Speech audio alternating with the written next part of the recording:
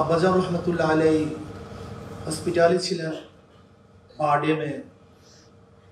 ওই অসুস্থ অবস্থায় তিনি দুনিয়া থেকে বিদায় হয়ে গেছেন। সেই মুহূর্তেও শাইখুল হাদিস আজলাহ রহমতুল্লাহ আলাই যখন পল্টনে এই স্বীকৃতির জন্য আন্দোলন করতেছিলেন, আব্বাজান রহমতুল্লাহ আলী কিন্তু সেই হসপিটাল থেকে আরডিএম থেকে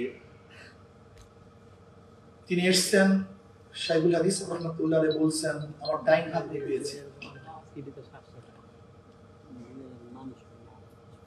আলহামদুলিল্লাহ সাকসেস হয়েছে, কিন্তু আসলে সবচেয়ে বড় সমস্যা হলো আমাদের উলামায়ে কেরামের মধ্যে তো আসলে একটু মতানৈক্য থাকাটা স্বাভাবিক, তার চেয়ে হওয়ার কিছু নেই। এক একজনের এক মত পথ, এর জন্য আমরা অনেক জিনিস অনেক দাবি আদায় করতে পারি না। দেখেন আজকে 92% মুসলমান, মাত্র কয়েক পার্সেন্ট বিজাতি, এর মধ্যে হিন্দুদের পার্সেন্টেজ হয়তো বা 7 বা 6, বাকি বৌদ্ধ খ্রিস্টান অন্য সমস্ত সম্প্রদায়। কিন্তু তাদের ইউনিটি মজবুত থাকার কারণে তারা কিন্তু সকল দাবি দাওয়া আদায় করতে পারে। অথচ আজকে উলামায়ে কেরামের বিশাল এক ইউনিটি, বিশাল এক গোষ্ঠী, বিশাল এক জাতি, কিন্তু কখনোই কোনো সময় আমরা আমাদের কোনো দাবি দাওয়া আদায় করতে পারি না। মূল কারণটাকে একটু ইশারা দিয়েছেন আমাদের মিজান সাহেব, দাওয়াত বরকাতুহ। অনেক উপদেষ্টা আছে, কোন উপদেষ্টার ব্যাপারে কেউ কোনো কলম ধরে না, বক্তব্য দেয় না, কিন্তু আমাদের উপদেষ্টার ব্যাপারে একজন আলেম প্রতিনিধি হয়েছেন। বক্তব্য নাস্তিকরা দেয় না, বামপন্থীরা দেয় না, হিন্দুরা দেয় না, খ্রিস্টানরা দেয় না, আমাদের জাতি ভাইরাই তার ব্যাপারে আলোচনা শুরু করছে। এগুলো আমাদের মেজাজ এবং মন। যাই হোক, আল্লাহ আমাদের সবাইকে হেফাজত করেন। আসলে বুঝেই না যে আমরা কেন বড় হতে পারছি না, কেন মনটাকে বড় করতে পারছি না, কেন তরফটাকে অনেক বড় করতে পারতেছে না, কেন আমি জানি না। আমাদের স্বতন্ত্র অবস্থায় এই স্বীকৃতি আমরা চাই। কওমি মাদ্রাসার স্বতন্ত্রতা বজায় রেখে এই অধিকার চাই। এটা কোনো স্বীকৃতিও না, এটা কারো অনুকম্পা না, অনুগ্রহ না, এটা আমাদের অধিকার। সে অধিকারটা কি? সে অধিকার হলো একজন ছেলে যদি বিসিএস পরীক্ষায় অংশগ্রহণ করতে চায়, সে পারবে না কেন? আমরা এই কথা বলছি না যে সবাই বিসিএস এ অংশগ্রহণ করতে হবে।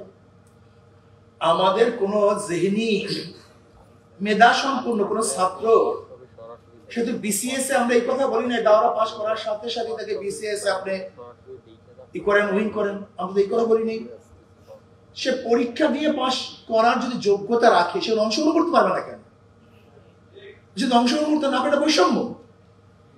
আমি তো এই কথা বলছি না, আমরা এই দাবি করছি না যে আমরা দাওরার সার্টিফিকেট দেবো, আমাদেরকে বিসিএস ক্যাডার বানানো দেন, এই দাবিটা আমরা করছি না। আমরা বলছি আমাদের অংশগ্রহণের সুযোগ দেন, যদি আমরা উইন করতে পারি, পাস করতে পারি, তাহলে আমরা ক্যাডার হবো, সমস্যা কি? দেখেন 92% মুসলমানদের এই কান্ট্রির মধ্যে সবসময় অন্যান্য সংখ্যা লঘুদের দিকে তাকিয়ে আইন করা হয়েছে, কিন্তু সংখ্যা গরিষ্ঠ মুসলমানদের কিন্তু তাকিয়ে কোনো আইন করা হয়নি। আপনি দেখুন, আজকে যখনই আমরা উচ্চারণ করি, কি বলি? মুসলমান, হিন্দু, খ্রিস্টান সবাই সম্মিলিত দেশ। এটা শুভঙ্করের ফাঁকি। মুসলিম, হিন্দু, বৌদ্ধ, খ্রিস্টান সবাই সম্মিলিত দেশ। যখনই আমি একই সাথে উল্লেখ করি, তখন সবাই সমান হয়ে যায়, কিন্তু পার্সেন্টেজের খবর থাকে না। এখানে 92% মুসলমান, আদার্স মাত্র 8%। কিন্তু যখন আমরা আলোচনা করি, তখন আলোচনা করি মুসলমান, হিন্দু, বৌদ্ধ, খ্রিস্টান, কিন্তু আমাদের বৃহত্তর পার্সেন্টেজ এই খেয়াল আমাদের কাউ থাকে না। এই কারণে মুসলমানরা কোনো তাদের ব্যক্তিগত, সামাজিক, তাদের নৈতিক কোনো কিছু বাস্তবায়ন করতে পারে না। এর জন্য দেখবেন যে ধর্মনিরপেক্ষবাদ দেশ হিসাবে প্রত্যেক শিক্ষার মধ্যে, শিক্ষা সমাজের মধ্যে, শিক্ষা লয়ের মধ্যে শুধু ধর্মনিরপেক্ষবাদ ঢুকানো হয়েছে, সেখানে মুসলমানদের নৈতিকতা শিক্ষা কোনো ব্যবস্থা করা হয়নি। এর জন্য আমরা চাই প্রত্যেকটা শিক্ষাঙ্গনে মুসলমানদের নৈতিক শিক্ষা দিতে হবে। ইসলামিক ফাউন্ডেশন সহ বিভিন্ন ইসলামিক গবেষণা প্রতিষ্ঠান আমাদের নিয়োগ দিতে হবে। দেখা যায় ইসলামিক ফাউন্ডেশনে কওমি মাদ্রাসার ছেলেরা ডাইরেক্ট নিয়োগ নিতে পারে না, সেখানে চাকরি করতে পারে না, খ্যাতবোধ করতে পারে না। আমরা চাই এই সমস্ত প্রতিষ্ঠানগুলিতে ডাইরেক্ট কওমি মাদ্রাসার ছেলেরা সেখানে অংশগ্রহণ করতে পারবে।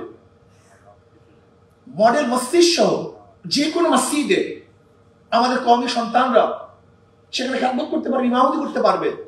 কিন্তু দেখা যায় সেখানে আমাদের কওমিয়ানদের সার্টিফিকেটকে সরকার অ্যালাউ না করার কারণে মডেল মসজিদে আমাদের কওমি ছাত্ররা সবচেয়ে যোগ্য, তারপরেও তারা সেখানে খ্যাতমত করার সুযোগ পাচ্ছে না। আমরা চাই মডেল মসজিদ সহ প্রত্যেকটা মসজিদে আমাদের কওমি সন্তানরা যেন খ্যাতমত করতে পারে। দেখেন, আজকে বাংলাদেশের সবচেয়ে বড় প্রবলেম হলো দুর্নীতি। এই দুর্নীতির কারণটা কি? অনৈতিক চাকরিজীবীরা, কর্মচারীরা সেখানে চাকরি করার কারণে আজকে গোটা বাংলাদেশে দুর্নীতিগ্রস্ত হয়ে গেছে। কাজে আমরা চাই যারা নৈতিক শিক্ষায় শিক্ষিত, যারা আল্লাহকে ভয় করে, এরকম আলেম সমাজ সামরিক, আধা সামরিক বাহিনী সহ বিভিন্ন বাহিনীতে ধর্মীয় শিক্ষক নিয়োগ দিতে হবে। আপনার পুলিশ, মিলিটারি, র্যাব, বিজেপি সমস্ত জায়গাতে আমাদের কওমি ছাত্ররা যেন অংশগ্রহণ করতে পারে সে ব্যবস্থা করতে হবে। আমাদের জেলখানা যে সমস্ত আসামিরা থাকে, যদি ঢোকে চোর বের হয় ডাকাত, যদি ঢোকে ডাকাত বের হয় খুনি, এর নৈতিক শিক্ষা না দেওয়ার কারণে। এজন্য আমরা মনে করি প্রত্যেকটা জেলখানায় যদি কওমি মাদ্রাসার আমলওয়ালা কোন উস্তাদ, দায়ী নিযুক্ত করা হয়, তাহলে আশা করা যায় যদি সেখানে ডাকাত ঢুকে তাহলে সে আল্লাহওয়ালা হয়ে বের হবে। এর জন্য জেলখানাতে যদি আমরা ধর্মীয় উস্তাদ নিযুক্ত করতে পারি তাহলে ইনশাআল্লাহ দেশের উন্নয়ন হবে, মানুষের উন্নয়ন হবে। আজকে দেখা যায় যে নেকার মাসালা, তালাকের মাসালা আমাদের কওমি সন্তানরা বেশি জানেন, অথচ কাজী তার হতে পারে না।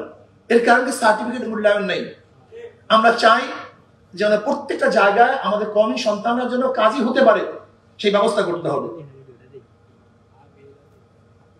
এছাড়া বিভিন্ন সরকারি বেসরকারি যে শিক্ষা প্রতিষ্ঠানগুলি আছে, সেই শিক্ষা প্রতিষ্ঠানগুলিতে ইসলামিক স্টাডিজের অবশ্যই সাবজেক্ট রাখতে হবে এবং ইসলামিক স্টাডিজ এর ছাত্ররা তারা যেন এমফিল করতে পারে, ডক্টরেট করতে পারে এবং তারা বিসিএস ক্যাডার হতে পারে, এই ব্যবস্থা অবশ্যই সরকার গ্রহণ করতে হবে। যদি এগুলি গ্রহণ না করা হয় তাহলে আমরা বলবো আমাদের সাথে বৈষম্য করা হচ্ছে। কাজে আসুন আমরা সম্মিলিতভাবে কওমি মাদ্রাসার স্বতন্ত্রতাকে ঠিক রেখে এবং সক্রিয়তাকে বজায় রেখে আমরা এই সমস্ত দাবি সরকারের কাছে আদায় করতে রাখতেছি, যেন সরকার আমাদের দাবিকে তিনি মূল্যায়ন করেন এবং এই দাবি অনুযায়ী তিনি সংসদের মধ্যে হোক বা তার যেখানে আইন পাশ করার প্রয়োজন হোক সেখানে আইন পাশ করে আমাদের মিছিলে বিদ্যুৎ করবে, এই আশাবাদ ব্যক্ত করি আজকে আমার বক্তব্য শেষ করছি। আমা আলাইনা ইল্লাল